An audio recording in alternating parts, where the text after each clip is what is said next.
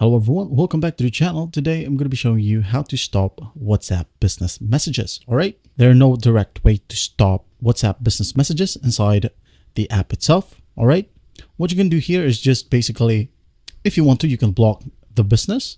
Alright, just for example here, this one, I'm going to tap and hold in the name of the business, then tap on the three dots right here and hit on block, so I won't receive any messages from him or from the business.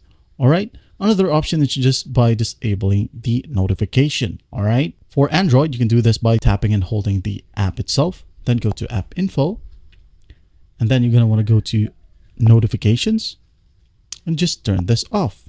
By doing that, you won't be able to see any notifications right here in the section. All right. There's another option by locking it. Tap and hold again, three dots, and lock chat.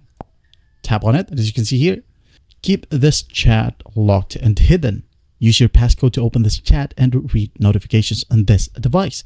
For even more privacy, locked chats will be kept separate from other chats.